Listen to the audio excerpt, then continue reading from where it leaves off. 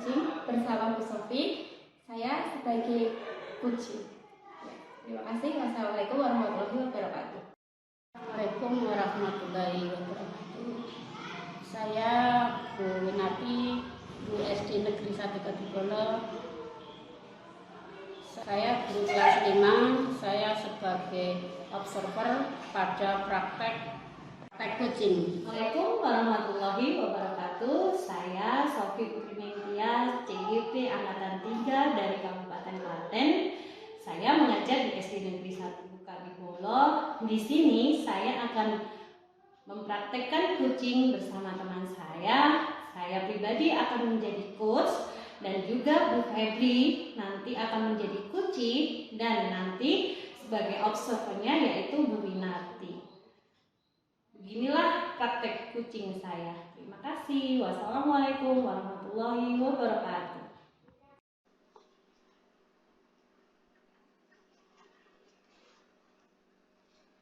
Assalamualaikum Bu Febri. Ya, waalaikumsalam Bu Sofi. Ini dari tadi saya ngamatin jenengan dari luar kelas kok kelihatan merenung ya Bu ya. Ada apa Bu Febri? Oh, iya toh Bu. Wah, saya malah tidak memperhatikan Bu Sofi. Gini Bu, ini ada beberapa yang saya pikirkan Bu. Oh, berarti dari tadi saya amati dari luar Bu Febri nggak merasa ya? Iya Bu, mohon maaf sekali. Oh iya, apa yang sedang dipikirkan Bu Febri ya Bu ya? Sebelumnya apakah Bu Sofi ada waktu luang ya? Kebetulan sekali nih Bu, ada waktu luang, saya agak longgar. Tadi sudah habis koreksi penilaian semester anak-anak tadi. Ada yang bisa saya bantu Bu? Saya ingin menanyakan kepada Bu Sofi untuk bisa membantu saya memberikan saran atau solusi apa yang harus saya lakukan untuk mengatasi apa yang saya pikirkan ini Bu. Ada yang dipikirkan apa ya Bu kok sampai merenung seperti ini? Ya boleh sekali Bu Febri. Nanti kalau saya bisa, saya bantu semaksimal mungkin sesuai kemampuan saya, Bu. Silahkan Bu Febri ceritakan apa yang telah terjadi dan apa yang sedang Bu Febri pikirkan. Begini Bu, ceritanya ini kan tadi saya sudah selesai mengoreksi PAS anak-anak. Tapi kok ternyata hasilnya masih ada beberapa anak yang nilainya di bawah KKM ya Bu. Terus saya juga menemukan beberapa anak itu yang masih kesulitan membaca dan menulis Bu. Padahal ini kan sudah akhir semester 1 ya Bu. Begitu ya. Terus apa yang dipikirkan Bu Febri sehingga Bu Febri kok merenung seperti itu ya?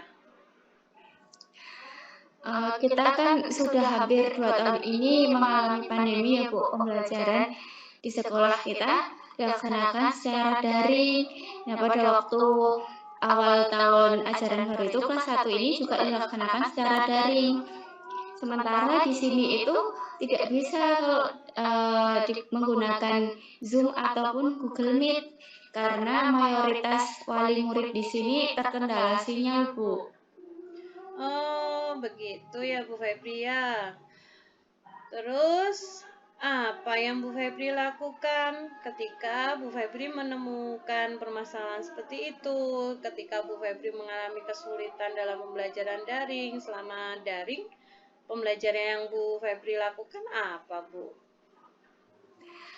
Pada waktu daring itu, ya saya hanya memberikan tugas melalui grup WA dengan memberikan soal-soal maupun materi kepada anak-anak gitu Bu. Terus setiap seminggu sekali gitu, anak-anak diminta untuk mengumpulkan tugasnya ke sekolah. Nah kemarin itu kan pada waktu awal bulan Oktober itu sudah diizinkan untuk melakukan kegiatan tatap muka namun masih terbatas. Nah, saya sendiri senang sekali Bu bisa tatap muka terbatas. Anak-anak juga saya lihat sangat antusias dan senang bisa kembali belajar di sekolah dan bertemu teman-temannya. Tapi ya itu, pembelajaran itu masih dilakukan secara terbatas, cuma 50% dari jumlah anak, Bu. Gitu. Sebentar, kalau boleh saya tahu, selama daring itu pernah nggak Bu Febri mencoba mengirimkan video-video pembelajaran seperti itu ke anak-anak? Pernah, Bu, saya mengirimkan video pembelajaran, saya ambil dari YouTube, terus saya kirimkan ke grup WA, begitu, Bu. Kemudian untuk penilaiannya dikumpulkan selama setiap seminggu sekali gitu ya? Iya, Bu. Nah, bagaimana Bu ketika daring kemudian nilai-nilai anak itu ketika evaluasi penilaian pembelajaran gitu, nilai-nilainya anak bagaimana Bu? Nah, ketika waktu daring ya mungkin masih dibantu sama orang tuanya di rumah gitu ya, nilainya saya lihat ya terlihat bagus. Di atas Cuman KKM semua gitu ketika ya Bu ya? iya di atas KKM semua, cuman nah ketika pelaksanaan PTM terbatas itu, nah saya sendiri kaget kok ternyata masih ada beberapa anak yang ternyata masih mengalami kesulitan membaca dan menulis gitu, Bu. Jadi terlihat ya Bu ya, setelah ada PTM terbatas ini, Bu Febri jadi tahu, oh ternyata ada anak yang masih mengalami kesulitan membaca, menulis gitu ya Bu ya. Iya, Bu. Padahal ketika pembelajaran daring nilainya anak-anak bagus gitu ya Bu. Iya, terlihat jauh sekali antara daring sama tatap muka. Iya, jadi kemungkinan ketika daring itu orang tua atau kakaknya yang mengerjakan tugas-tugasnya sehingga nilai-nilainya anak itu tidak murni dari anak tersebut. Sama kok Bu, di kelas 5 juga seperti itu. Saya itu melihat nilainya anak-anak itu tinggi-tinggi, bahkan banyak yang mendapatkan 100 setiap kali ada tugas dapat 100, setiap kali ada penilaian keterampilan hasilnya bagus-bagus. Ternyata emang berbeda dengan ketika kita melakukan pembelajaran di sekolahan. Jadi terlihat anak-anak yang emang benar-benar bisa, dan anak-anak yang mungkin tugas-tugas selama ini dikerjakan oleh orang tuanya atau atau kakak-kakaknya gitu. Kemudian gini Bu, PTM terbatas ini sangat membantu kita ya Bu ya. Iya, sangat membantu sekali, Bu. Bukan hanya kita sebenarnya yang terbantu, banyak wali murid itu yang suka. Artinya anak-anak udah nggak melulu mengerjakan soal penilaian itu yang mengerjakan orang tua. Ternyata orang tua sendiri juga cerita, iya Bu, anaknya males mengerjakan tugas-tugas gitu ya. Kemudian banyak sekali ini yang memprihatinkan anak-anak bermain HP, alasannya mengerjakan tugas Bu, ternyata mainan HP gitu ya. Nah ini yang sulit dikontrol oleh orang tua, sehingga dengan PTM terbatas ini emang orang tua itu antusias sekali, anak-anak juga seneng ketemu teman-temannya di sekolahan, bisa mungkin bermain. Nah ini tapi kita harus ekstra ya Bu, tentunya dengan protokol kesehatan yang ketat ya Bu ya. Dengan 50%, meskipun 50% kita sangat terbantu, satu hari masuk satu hari tidak itu ya Bu ya. Terus kendala apa yang Bu Febri alami nih? Nah, setelah PTM ini kan saya menemukan beberapa anak yang ternyata masih mengalami kesulitan membaca dan menulis ya, Bu. Nah, ini saya masih bingung dengan anak-anak yang kesulitan membaca dan menulis itu, Bu. Apa yang sudah Bu Febri lakukan untuk menghadapi anak-anak yang kesulitan membaca dan menulis itu, Bu? kalau selama ini ya saya memberikan waktu khusus kepada anak-anak yang masih mengalami kesulitan dan kesulitan menulis dan membaca tersebut setelah pelajaran, Bu. Jadi setelah selesai pembelajaran, khusus anak-anak yang masih mengalami kesulitan membaca dan menulis itu, saya berikan bimbingan lagi, Bu, untuk itu lebih mendalami atau membimbing anak dalam membaca dan menulis. Oh gitu ya. Selama ini ada berapa anak Bu Febri? Mungkin ada anak yang emang mengalami kendala membaca menulis dan juga Iya. ada yang mau nulis tapi membacanya masih sulit gitu ada. Iya, Oh, ada Bu, ada yang ini, anak itu nulisnya bisa, iya. tapi kalau disuruh baca belum bisa. Ada juga anak yang sudah bisa baca, tapi kalau disuruh nulis lama gitu. Oh iya, ya mungkin karena ini efek ya Bu ya. Karena Iya. emang selama apalagi TK ya Bu. TK itu saat ini kan tidak diperbolehkan dalam include pembelajarannya itu tidak diperbolehkan ada calistung. Jadi emang murni anak-anak di TK itu bermain gitu ya. Nah, Iya. beda dengan zaman kita dulu, anak 4 tahun sudah pintar baca. Nah, ini mungkin kendala-kendala yang dihadapi oleh guru-guru SD kelas 1 itu mungkin karena di TK tidak diperbolehkan include di pembelajaran itu mengajari membaca, menulis dan berhitung gitu. Nah, Iya, ini salut sekali nih kesabarannya Bu Febri ya sampai ada anak yang mengalami kesulitan membaca dan menulis. Bu Febri meluangkan waktu setelah pembelajaran. Terus ada berapa anak ini Bu yang mengalami kesulitan membaca dulu deh? Berapa anak? Ya, kira-kira sekitar 5 anak, Bu. 5 anak yang sulit membaca ya? Iya. Yang 5 anak tersebut ada yang sulit membaca, mungkin dia karena nggak pede atau dia menulisnya lancar gitu. Ada dari 5 anak ini. Ada dari 5 anak yang belum bisa membaca ini, ada anak yang dia itu kalau disuruh nulis itu semangat, cepat. Tapi kalau nanti saya bilang, "Yo, hari ini belajar membaca." Nah, dia udah takut duluan karena dia belum bisa itu, Bu. Tapi nulisnya sebenarnya bisa ya. Dia Iya, itu nulisnya mungkin bisa. tipe anak yang emang meniru huruf gitu ya, baru meniru Iya, huruf, dia iya. nyalin, katakanlah Iya. di dikte dia bisa, cuman untuk membaca ini dia malu, aku masih ngeja, jadi malu itu Iya. mungkin ya. Iya. Salut sekali sama Bu Febri nih. Terus ada nggak Bu anak yang pandai membacanya tapi nggak mau nulis, aku nggak mau Bu gitu, ada Bu? Ada, Bu, ada yang seperti itu. Dia sudah pandai membaca, tapi kalau disuruh untuk menulis itu lama. Jadi kayak apa ya, konsentrasinya itu kurang kalau disuruh untuk menyalin tulisan atau apa gitu.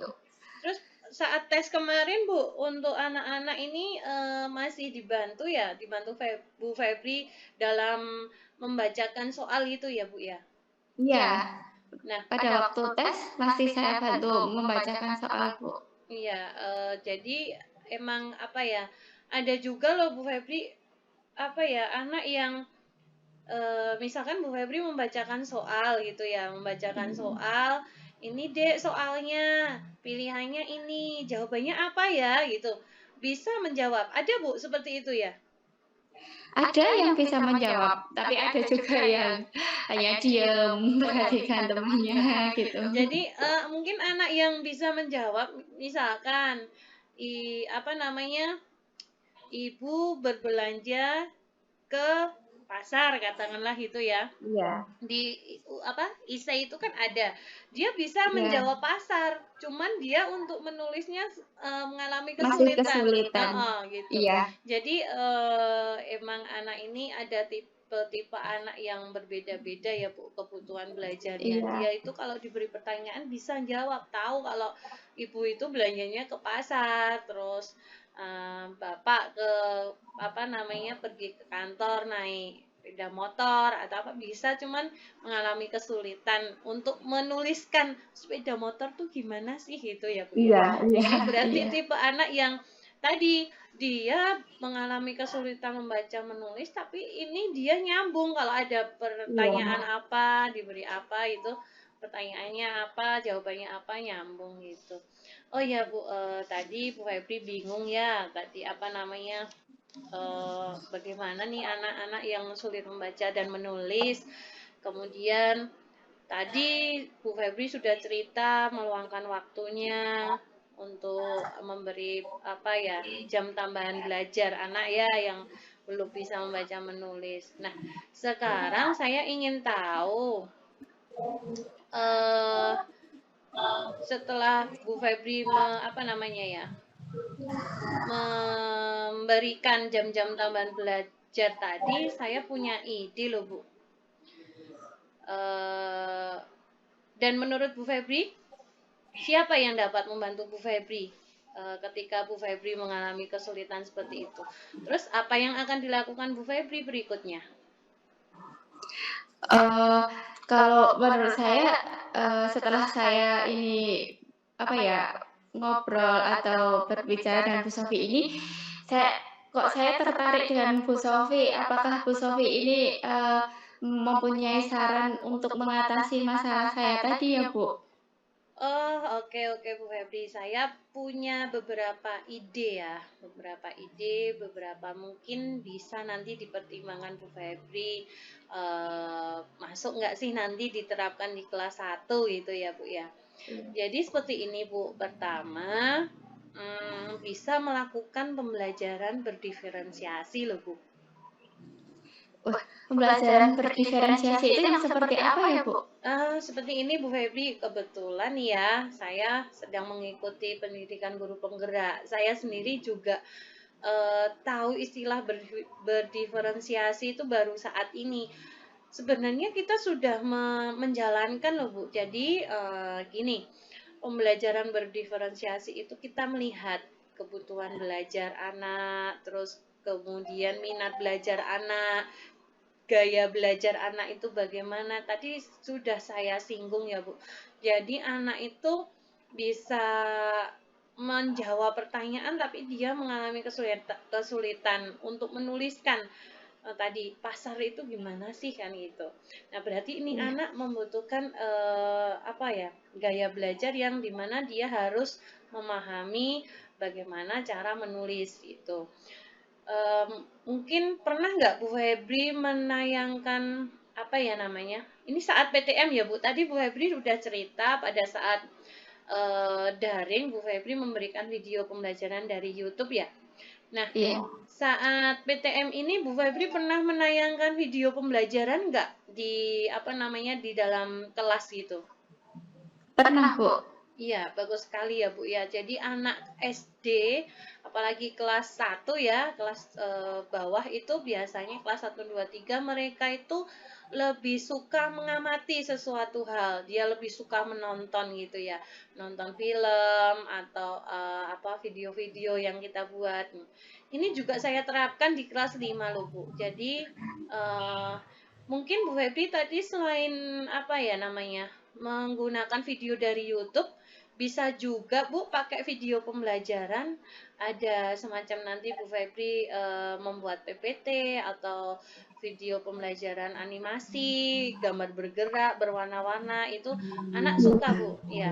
Jadi pada saat pembelajaran berdiferensiasi ini, tadi ya Bu Febri memetakan anak yang suka belajar dengan melihat apa namanya video pembelajaran artinya audio visual ya.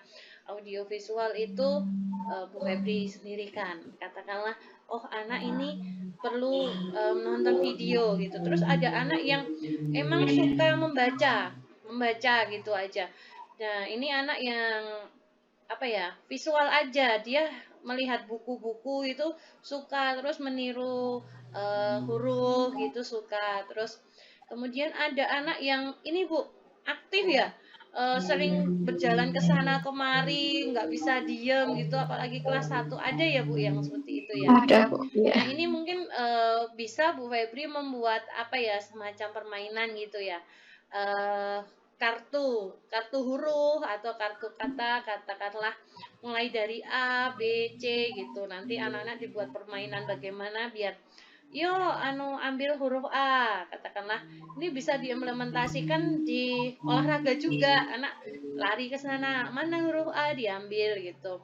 Nah ini anak-anak yang suka bergerak dan nggak bisa diem bisa ini dengan menggunakan itu. Nah tadi setelah dipetakan, Bu Febri bisa apa namanya ya, membuat anak yang untuk ini suka audio visual saya tayangkan, terus ada anak yang suka tadi bergerak pakai pakai permainan seperti itu, dan ada juga anak yang sukanya membaca buku. Bu Febri sediakan buku-buku bacaan untuk anak kelas apa ya, kelas bawah, mungkin buku TK masih bisa digunakan juga. Nah ini, nah selain tadi video pembelajaran itu termasuk diferensiasi konten ya Bu ya.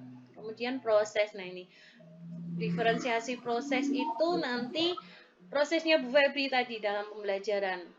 Anak-anak nanti apa namanya, pakai cara apa prosesnya, itu diferensiasi proses. Jadi perbedaan antara anak yang tadi membutuhkan audio visual, visual saja, ataupun mungkin kinestetik tadi ya. Kemudian diferensiasi ada yang ketiga itu produk. Tugas anak tidak sama nggak apa-apa sebenarnya Bu. Jadi anak yang suka tadi ya merangkai-rangkai huruf gitu dikasih apa namanya, dikasih tugas. Nanti di rumah membuat ini ya Dek, merangkai huruf, katakanlah aku suka bermain gitu, nanti merangkai dibantu oleh orang tuanya.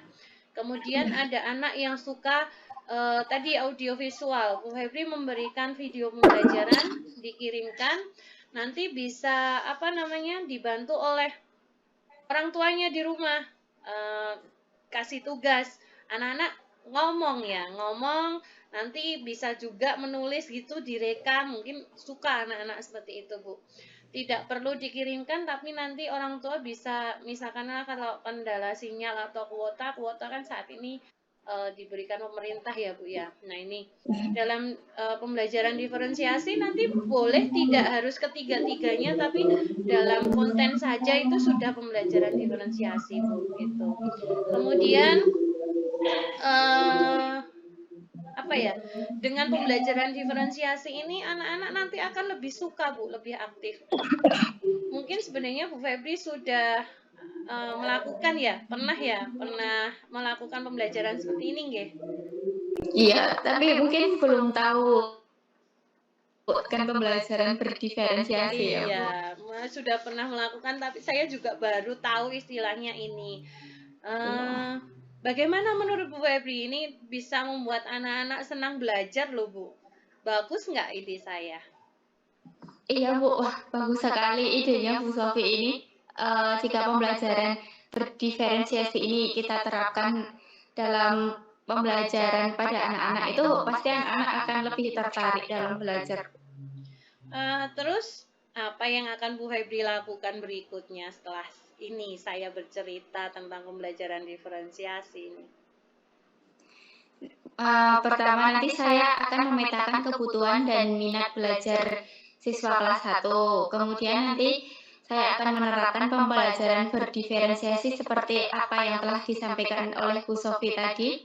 Tapi saya mohon bantuan Bu Sofi ya Bu untuk menerapkan pembelajaran yang berdiferensiasi. Iya, rencana Bu Febri bagus sekali loh Bu. Insya Allah saya akan siap membantu Bu Febri jika Bu Febri memerlukan saya. Kita sama-sama belajar, jadi nanti bisa diterapkan di kelas 1 maupun di kelas 5 ya Bu ya. Terus apa yang menjadi komitmennya Bu Febri nih berikutnya? Saya akan melaksanakan rencana aksi saya dengan penuh tanggung jawab, Bu, sehingga anak-anak kelas 1 nanti akan lebih bersemangat dalam belajarnya. Nah, betul sekali. Selain bersemangat, nanti anak-anak akan terasa, Bu, anak-anak yang mengalami kesulitan membaca dan menulis ini mereka akan mengalami perubahan. Oh, ternyata bisa membaca. Oh, ternyata belajar membaca tuh mengasihkan ya gitu. Iya. Kemudian setelah bertanggung jawab, tetap Bu Febri lakukan nggak pembelajaran ini yang mengasihkan ke anak? Iya, tentu Bu, tentu saja. Ya, jadi gini Bu, saat ini ya Bu, pemerintah sedang mencanangkan program Merdeka Belajar ya Bu Febri ya. Merdeka Belajar di mana kita harus menciptakan pembelajaran yang inovatif, kreatif ya. Kita sebagai guru harus kreatif. Saya lihat Bu Febri udah kreatif, nanti kita belajar bersama-sama ya Bu ya. Agar Iya, Bu. anak-anak semangat dalam belajar dan mereka tentunya mendapatkan pembelajaran yang bermakna gitu. Iya. Ya. Terima kasih Bu Sofi sudah meluangkan waktunya untuk saya dan terima kasih juga atas saran yang sudah Bu Sofi berikan. Sangat bermanfaat sekali, Bu. Iya, sama-sama Bu Hebri. Semoga bermanfaat ya buat kita semua ya. Siapa tahu nanti teman-teman yang lain tertarik juga. Terima kasih Bu Iya. Febri. Ini sudah siang sekali loh ini. Mari kita bersiap-siap untuk pulang ya. Iya, Bu. Mari. Ya. Assalamualaikum Bu Febri. Waalaikumsalam.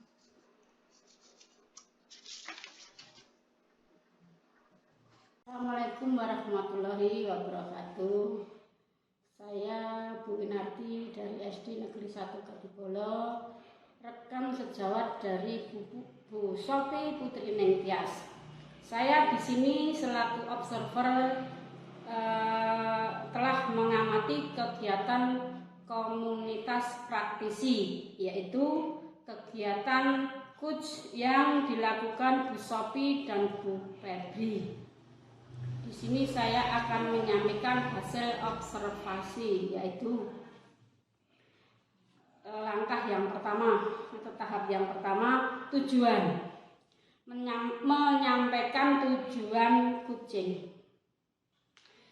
Sudah menyampaikan tujuan kucing, yaitu untuk mencari solusi atau mencari solusi atas kegelisahan dan permasalahan kepada kucing. Identifikasi masalah. Memberikan pertanyaan-pertanyaan dan umpan balik yang mengarah kepada identifikasi potensi kucing. Yaitu pertanyaan yang dilakukan adalah pertanyaan aktif dengan 6 tahapan.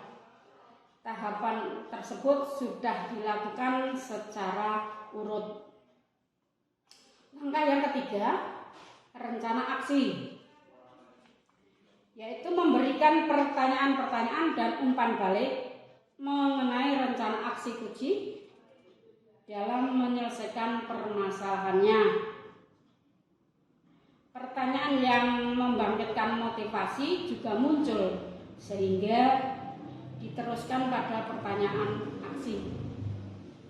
Langkah yang keempat, tanggung jawab, yaitu memberikan pertanyaan-pertanyaan dan umpan balik mengenai komitmen kucing dalam menjalankan rencana aksinya.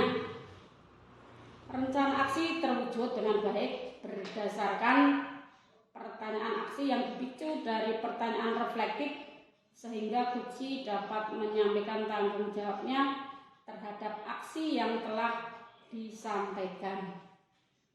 Demikian penyampaian hasil observasi dari saya. Wassalamualaikum warahmatullahi wabarakatuh.